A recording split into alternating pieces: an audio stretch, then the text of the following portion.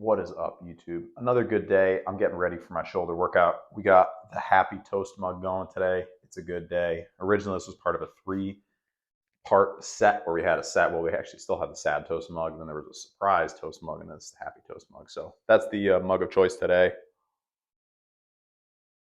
Today, I want to talk about a couple things because it's New Year's Day, January 1st. Always a very big day in the fitness world. And a couple things that I thought made a good difference for me over the past year and before that too. I, think a lot of them actually I've just been implementing for years, but I wanted to put them into a video so that people could contemplate them and possibly see if they apply to their own training routines and or lifestyle. The first thing that I think really helped me this past year and helps me every year is setting a goal. I know that sounds really basic. People say that kind of thing all the time. But I think a lot of times people are in fitness routines and they're just kind of moving forward and they're showing up at the gym and they're doing exercises and they're doing cardio, but there's not a clear defined, like, I'm trying to do this, I'm trying to get to this weight, I'm trying to accomplish this strength movement, I'm trying to get to 20-inch arms, like I'm trying to get to 16-inch calves. I know nobody wants to talk about it.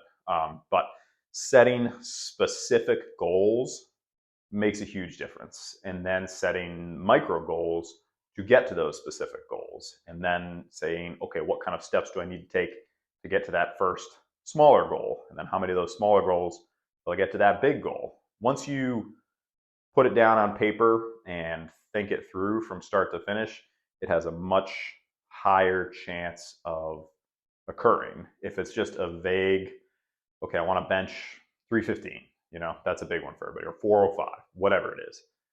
Okay, how do I get from here to there? Okay, well, first I got to bench 320. Okay, well, how do I get to 320? Okay, well, I can do 315 right now, so maybe I'll take, a couple weeks and do a couple singles at 315 and then try 320. Okay, now I did 320. How do I get to 325? You see what I mean? It can be very easy to not set goals and then end up in the exact same spot. And that's not, not necessarily a bad thing. Like, there's plenty of times where I'm just kind of doing this with exercise, but I do find that that's why I do it before every workout. Setting those specific goals, much, much higher chance of those goals being accomplished. This is exactly what I do with the people that I train. We come up with a specific training program and we accomplish it, and then we update it. We add another week. Not me trying to sell you a program, just trying to, share the thought process on why the goal setting works very well. Otherwise, you end up, staying the same, and you can get through a year and you're kind of like, well, what did I actually accomplish over the course of the year? I burned a lot of calories. That's great. If that was the goal, then awesome. So anyway, that's number one. The second thing, and I implemented this a little more this past year, previous years not so much, is training without music. And the music's great, gets you super hyped up, which is awesome.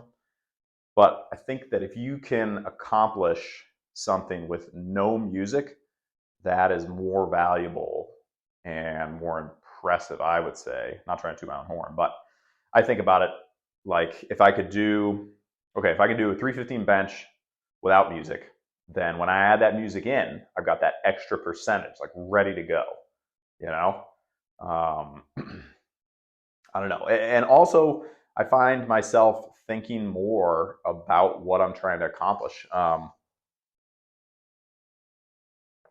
actually hit some very solid PRs, like my 500 for 10 deadlift, no music, because I was doing a live video. So I didn't have any music going or anything like that. Some of the bigger squats I've done have been no music, and recently I've just been on a lot of the workouts going no headphones at all. I find myself being a little more contemplative, being more like getting closer to the goals that I want to accomplish for the day when I'm not using the music, which is kind of strange because music is proven to, increase strength. Not increase strength, but it gets you, wired, gets you super focused. I forget what Candido used a good term, like modulating the amount of stimulation you need to accomplish something. You know, if I can use less and get it done, then it means more, right? Um, anyway, just something I thought that made a difference for me. And going kind of right into that would be less caffeine. My caffeine's always been moderately consistent. Some days I'll have a little more. Like on Mondays, I'll end up using a little more caffeine. Um, but in general, I try and keep it with just the 2 cups of coffee. Speaking of which,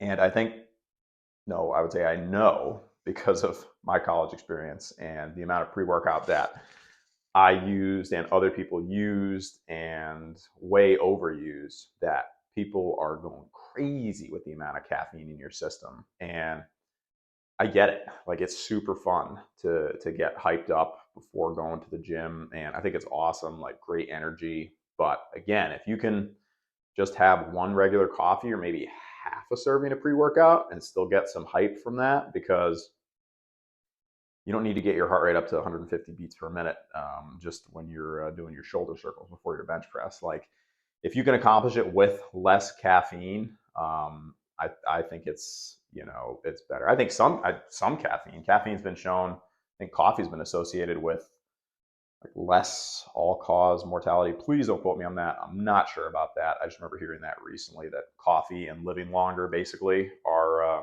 somewhat correlated. So I think that some is good, but going crazy with it, I can definitely say that back in the day when I was using a lot of caffeine, that the likelihood of me doing a workout the day after was lower. Whereas now, when my caffeine is kind of the same, it's just the 2 cups of coffee every day pretty consistently, I always feel good to work out the next day. So I think you can burn yourself out by getting so overhyped that the next day you come to the gym and you're just kind of like, I used all my fuel, yesterday for deadlifts. Like, I got nothing left for bench press.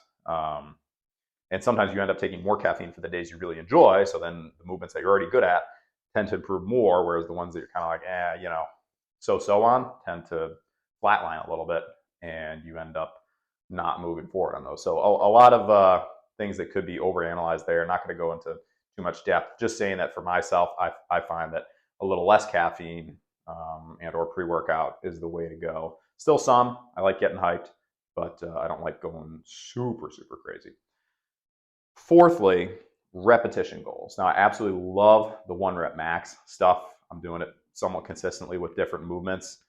But I think a lot of people forget that it's okay to try and focus on, I want to get 10 reps with this weight. I want to get 5 reps with this weight. All those, we'll call them intermediary steps. You build the base bigger, the peak is now higher, right?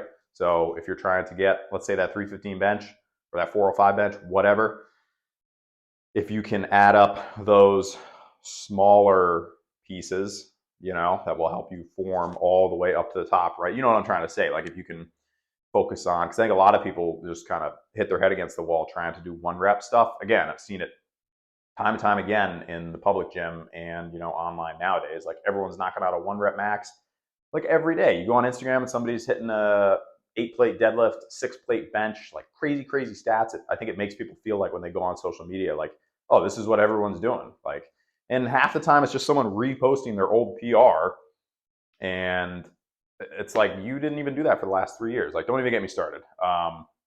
That's not real life. You want to spend time. There's a difference between a heavy single at 90% at a comfortable weight and an all-out max every single week.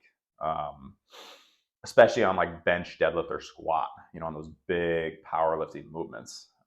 It really can feel like that when you go online and you see people lifting, and you go on YouTube and you're just inundated, especially if you're a lifter. YouTube and the algorithm, based on what you watch, is going to send you more of the same stuff. It does it for me.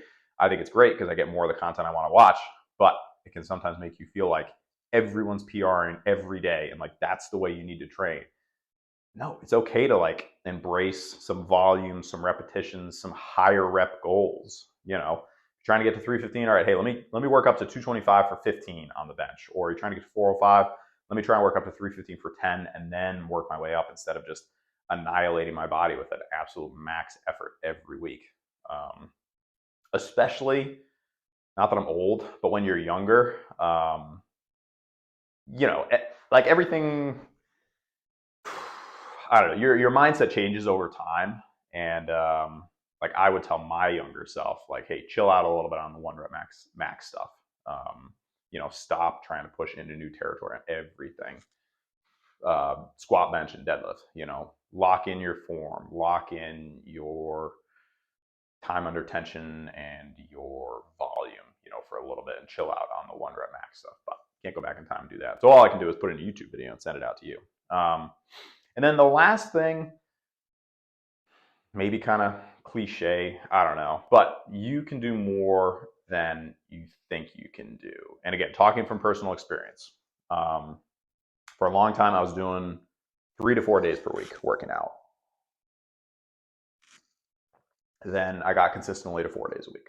Then I got to 5 days a week. Then I was like, well, let's try 6 days per week. Then I said, well, if I add that 7th day and then I've got another leg deadlift day and I can break it off for my Friday day, now I do 7 days a week.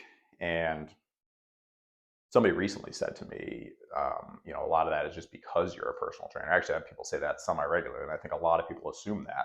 I enjoyed lifting long before I became a personal trainer. It's because I enjoyed lifting that I decided to go down the personal training route. So I am not lifting because I have to, because I'm a personal trainer. Like, you think I'd be lifting every day if I had to, and it was just to maintain some sort of physique? I would probably do twice a week, for 30 minutes and just do some big movements and call it quits. I really enjoy it, and yeah, so that settles that. But yeah, I've just found that you can do more. Your body can acclimate more. This idea of recovery, this could be its complete like series on its own, probably. The idea of recovery being like, I'm just going to chill out on the couch and do nothing. I think that sometimes you have to do that, yes, but I think in general that's kind of flawed. And the idea should be, how can I push my workload on a regular basis higher? Like, I don't want to have a good workout and then have to rest for 2 or 3 days and do nothing and just eat food and sleep. I want to be able to do a good workout today, Wednesday, and then come back and do a good workout tomorrow, and then come back and do a good workout on Friday. And it could take a little bit to get used to, and figuring out calories and sleep and hydration, like those things have to be on point. But I think that our bodies can handle more than we think they can. And I like to take that mindset on it, because there's a lot of conceptual, like, self-limiting, limited by social media. You can only work out this many days per week.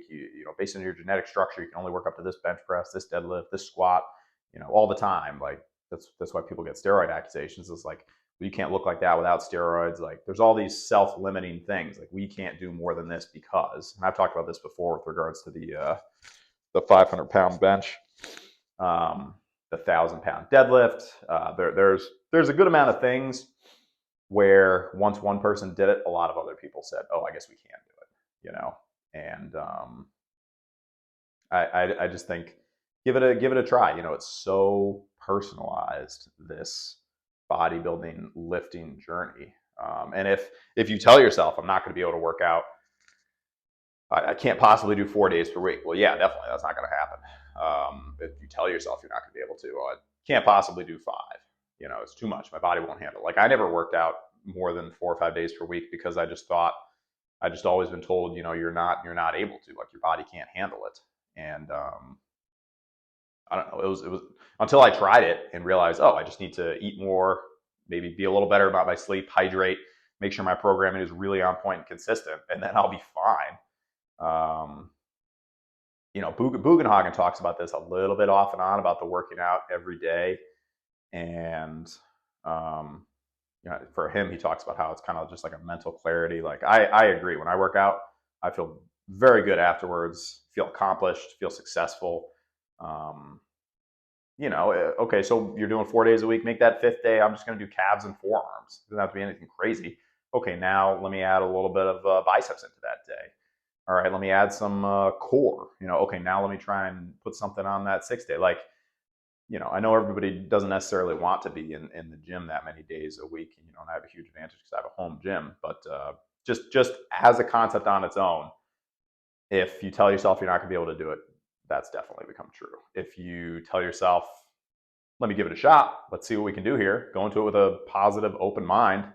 Um, what's his face? Tom Haviland there. I think every single day he's an absolute massive human being, but every single day he does a 90-minute walk where he's carrying 90 pounds and then he works out on top of that. I don't know what his weightlifting structure, but he had a really good post about a year ago talking about, the foam rolling, the massage guns, the rest, the ice baths.